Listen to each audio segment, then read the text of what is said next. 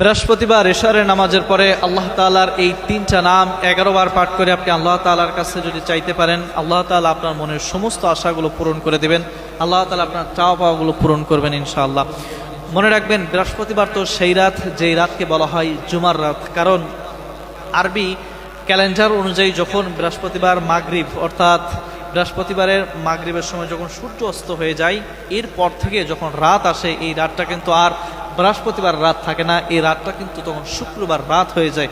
তো এই শুক্রবার রাত এই শুক্রবার রাত কিন্তু একটা সপ্তাহের ভিতরে শ্রেষ্ঠ দিন, শ্রেষ্ঠ রাত কিন্তু এই শুক্রবার।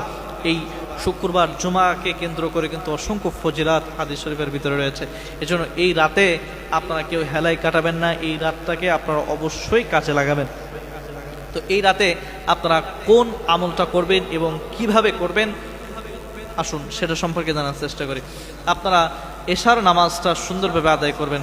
এশার নামাজ আদায় করার পরে ওই মুসাল্লায় আপনারা বসবেন।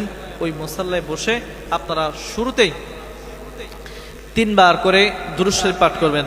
দুরূদ ইব্রাহিম যেটা আছে, আল্লাহুম্মা সাল্লি আলা মুহাম্মাদ ওয়া আলা আলি মুহাম্মাদ কামা সাল্লাইতা আলা ইব্রাহিম ওয়া আলা আলি ইব্রাহিম ইন্নাকা হামিদুম মাজিদ।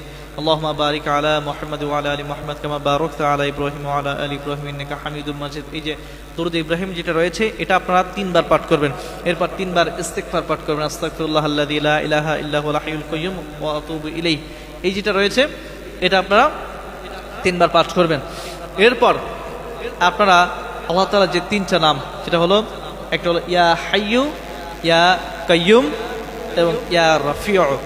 ইয়া হাইয়ু, ইয়া কাইয়ুম, ইয়া রাফিউ, এই 3টা নাম আপনারা 11 বার করে পাঠ করবেন। ইয়া হাইয়ু, ইয়া কাইয়ুম, ইয়া রাফিউ, এটা আলাদা আলাদা করে 11 বার করে পাঠ করবেন। করার পরে এবার আপনি আল্লাহ তাআলার কাছে 2 হাত তুলে আপনার যত মনের ভিতরে আকুতি মিনতি যা রয়েছে সব কিছু আপনারা উজাড় করে দিবেন। আর মনে রাখবেন যে যেটাই চাইবেন সেটা যেন হালাল হয়। আপনি যদি হারাম কিছু চান তাহলে কিন্তু এটা কবুল হবে না।